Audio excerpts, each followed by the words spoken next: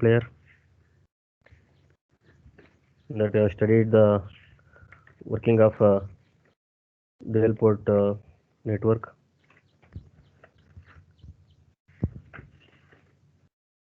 and we have studied pipeline SSRAM in Verilog, and today we are going to study the multi-port memories. Last class also I have discussed about this. Here, as the name indicates, these memories will have a multiple address, data, control connection to the storage locations. This means there would be a multiple address ports, multiple input ports, and the multiple control signals, so that we can perform multiple accesses to the memories, and these accesses can be concurrent or simultaneous.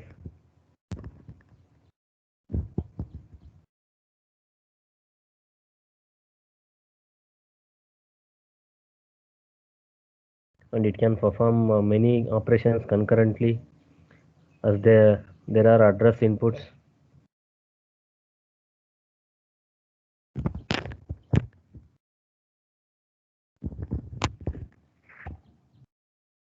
So this multi-port memories will avoid the overwrite in multiplexing and sequencing of the signals. If you perform one by one read or write operations, here you can perform a write operation together with the read operation simultaneously.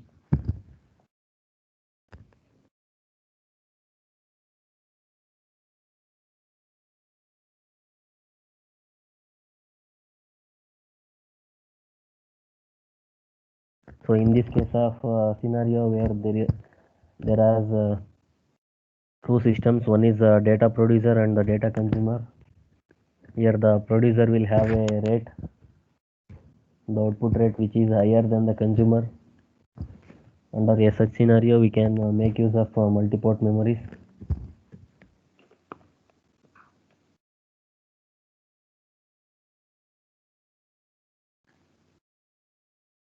Here multi-port memories typically consumes more circuit area than the single port memory with the same number of bits of storage, since it has separate address decoders and data multiplexers for each access port.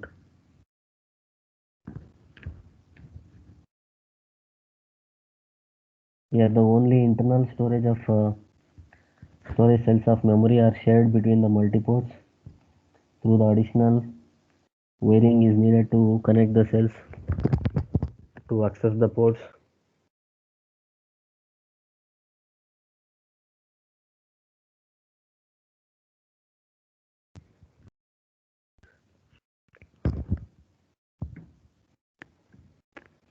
But there is a problem here. The problem is if two writes on a location occurs, the two sources performs a write operation on the same location. So as there are multi-ports, suppose we can consider the two-port memory which has the two sets of address lines, input lines and control signals, and output lines. So if an attempt is made to write a common location, only the ports are multi-port, but the storage locations will be shared by these ports. Therefore, this problem will arise if that is the condition, the result is unpredictable. So to avoid this multi-port write simultaneously on a location, some multiplayer ports may use as a circuit called as arbiter,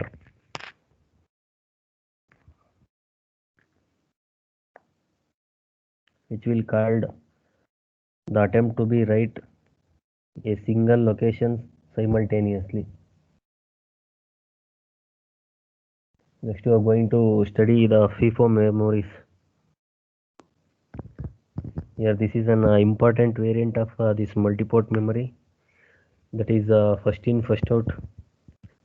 That is FIFO memory. Here, this is a variant of multi-port memory. Here, this is a basically of two-port memory. where it will be two sets of input ports and output ports and the control signals, and these two sets are shared a common set of allocation. So here the same scenario, one is the producer and the second one is the consumer. In between producer and consumer we have a FIFO, that is a first in first out memory. Here usually the data output rate of the data output rate of producer and consumer will not be the same. Here the producer will have a high data rate. Here the consumer will have a low data rate or slow data rate. Here under this scenario, the producer cannot send directly data to the consumer. So that data which is coming faster rate need to be stored in an intermediate location. After the requirement of the data to be fetched from this and applied to the consumer.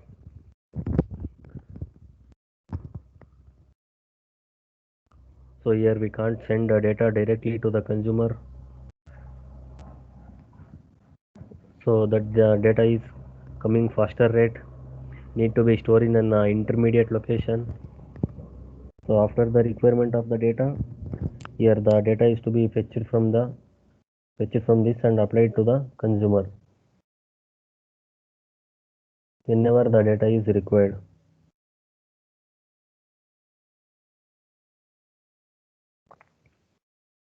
Here therefore this FIFO decouples the rate of productions or consumptions.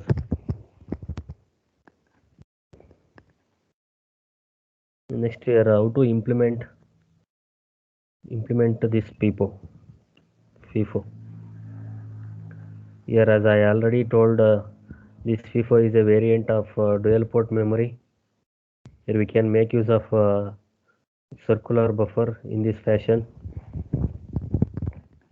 Here to implement this FIFO, here this FIFO will have two data signals called, one is full and another one is empty. That is full and empty.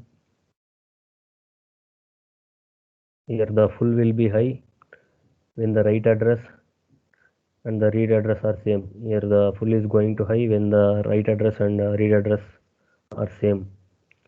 The next the empty will be high when the write address and the read address are same again. So to distinguish between these two, the full will be high when the buffer is filling. The full will be high when the buffer is filling, and the write address becomes equal to the read address. Here when the full will be high, the buffer is filling, and the write address becomes equal to the read address. And when empty will be high, then the buffer is empty. It means it is performing concurrent read operations, and the write address becomes equal to the read address.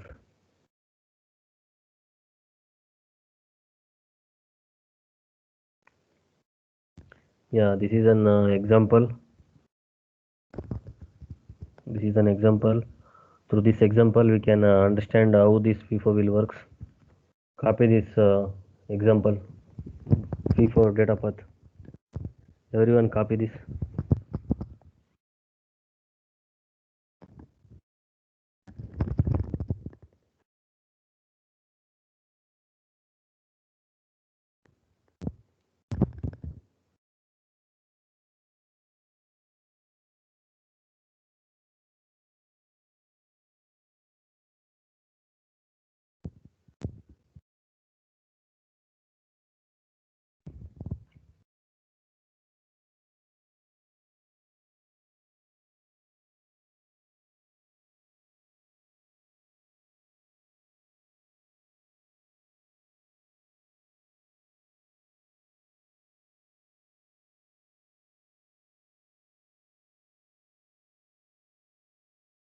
You take a problem statement also here. It is visible. Yes, sir, it's visible. Yeah. Design a FIFO to store Yes, up sir, to it's visible. It's visible. copy this example 7 question statement. Here, design a FIFO to store up to 256 data lines of 16 bits each using a 256 into 16-bit dual port SSRAM for the data storage. Here, the FIFO should provide status outputs as shown in this symbol. You can observe this symbol as shown in this symbol. Here, to indicate when the FIFO is empty and full, assume that the FIFO will not be read when it is empty, nor be written to when it is full, and that the write and read ports share a common clock. Copy this problem statement.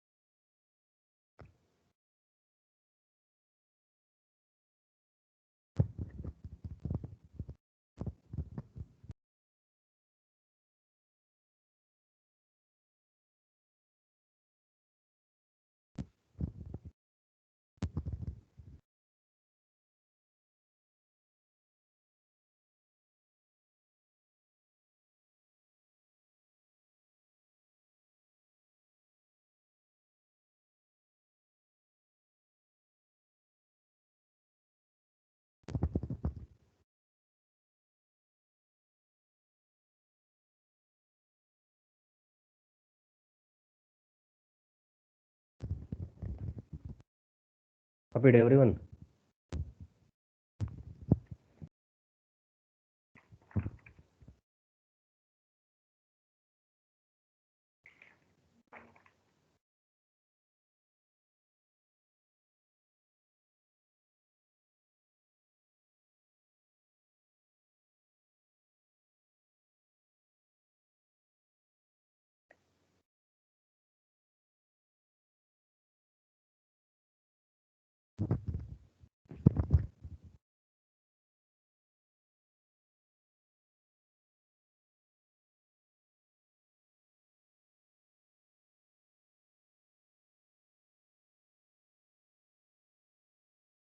Copy this one also.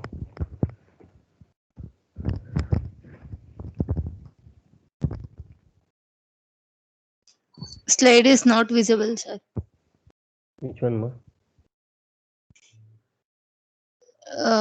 ಕಾಣ್ತಿಲ್ಲ sir slide ಏನು ಕಾಣ್ತಿಲ್ಲ ಈಗ? No? ಕಾಣಿಸ್ತಿದೆ sir Copy that one also.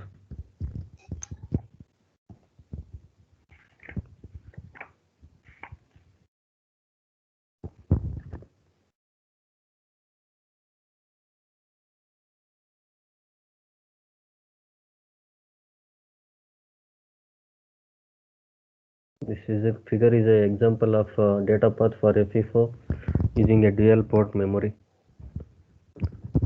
Copy it.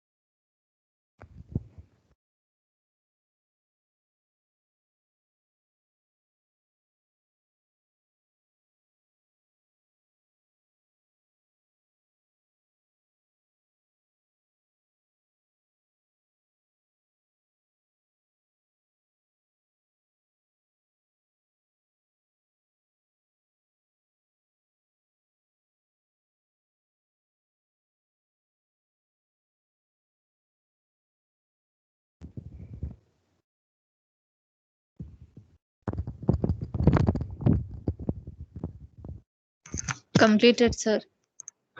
Yeah, okay. This is the data path for a FIFO using a dual port memory. Here, this is a dual port SSRAM. Here, there will be a 2 address counters for this FIFO. This one is the first counter will provide the read address. So it is an 8-bit counter. It will count from 8-bit 0 to the 8-bit 1s, and so the output of this counter is itself the read address. You can observe that here the second one is the one more counter to produce the write address. So it is also an 8-bit counter. Here the output of this counter will provide the write address.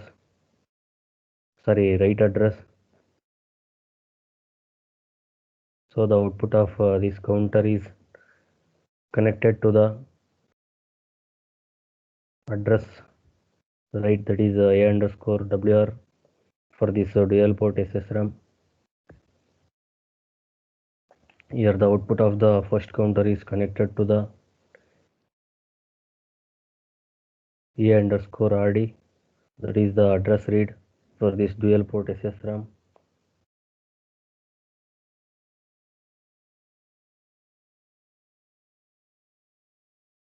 So here both the counters are having enable signals, that is read enable,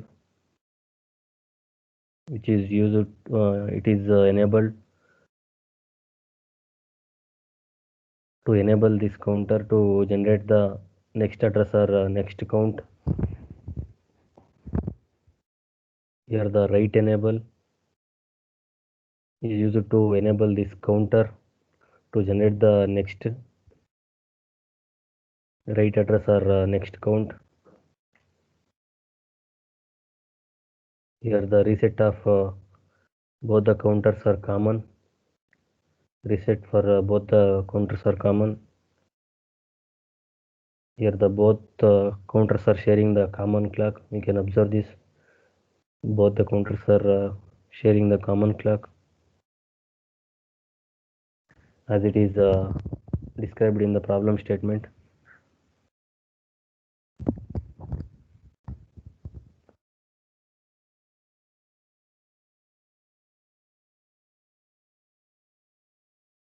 And this is the data path. Here we are having one more important component, that is equality comparator. This is the equality comparator component. So we can check whether read address is equal to the write address. Here we can check whether the read address is equal to the write address. This is especially required to activate the MTR full status signal. In the both the cases, that is empty and full, this will be equal. Here to distinguish this factor is the buffer is filling or emptying. Here if the buffer is filling and these two address become equal, then we can say that the full is 1, and that is the buffer is full activate full status signal. Here if the buffer is emptying and this equality comparator and this equality comparator is 1, that is both the address read and the address read and address write are equal, then we say that the buffer is empty and we activate the empty and the status signal. Here we have a FIFO control.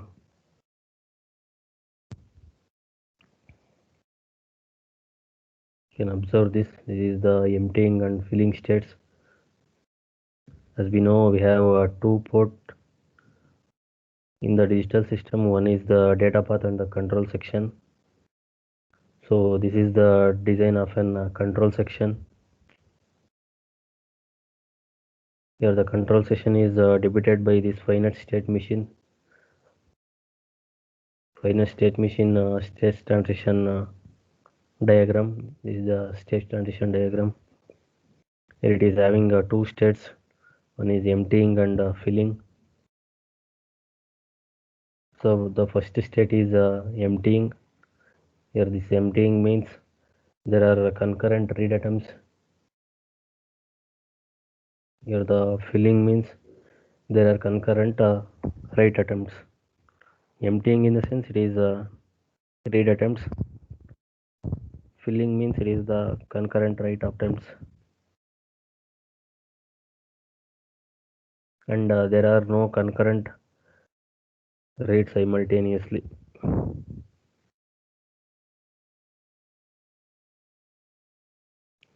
So here when you are in the first state, that is the emptying state, there are concurrent read operations with no write operation. If write enable becomes 1, read enable becomes 0, you move to the filling state. You can observe this. When you are in the first state, that is emptying state, there are concurrent read operations with no write operation. If this is write enable becomes 1, write enable becomes 1 and read enable becomes 0, you move to the filling state. When you are in the filling state, the write enable becomes 0 and the read enable becomes 1, you move to the emptying state. So here the two status signals full and empty. Two status signals full and empty. Here the full will be 1 or this will be activated when you are filling state, that is stated number 2 and the equality comparator output is 1 and that is both read and write addresses are 1. Here the full state will be 1 or this will be activated when you are when you are in the filling state and that is the state number 2 and equality comparator output is 1 and that both the read and write addresses are 1. Next in the empty state, the status signal will be 1.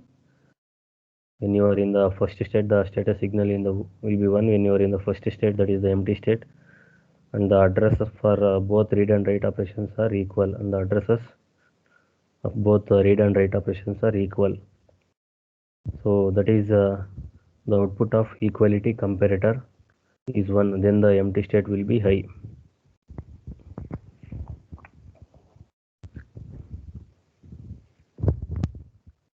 Understood everyone?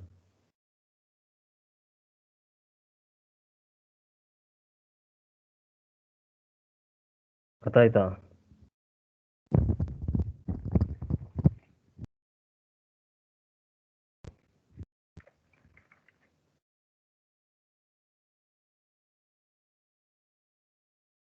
Yes, sir. Yeah, next is multiple clock domains. Here, as I already told in the multi-clock domain, that is the producer and consumer problem. In a such type of domain, what will happen is we need to perform resynchronizing of the data. We have to perform the resynchronizing of the data. Here we have to use registers. In some cases, what will happen is the senders or the producer's clock will be faster than the receiver clock. Here, therefore, these registers will be overall. So we can't use of such asynchronous registers. Such resynchronizing registers. Under that condition, we have to use FIFO as we are discussed in the last problem. As we are discussed in this problem, we have to use the FIFO for the resynchronizing of these registers. So this will solve the problem of multiple clock domains. Here the latch cells are the storage cells. So the latch cells are nothing but the individual element using which the location from, and the storage location of FIFO are in general memory form. So the latch cells inside the FIFO RAM will be written with the sender's clock. That means the write operation will be performed by the sender's clock, whereas the read operations will be performed with the receiver clock. Usually the sender clock will be high frequency clock as compared with the receiver clock.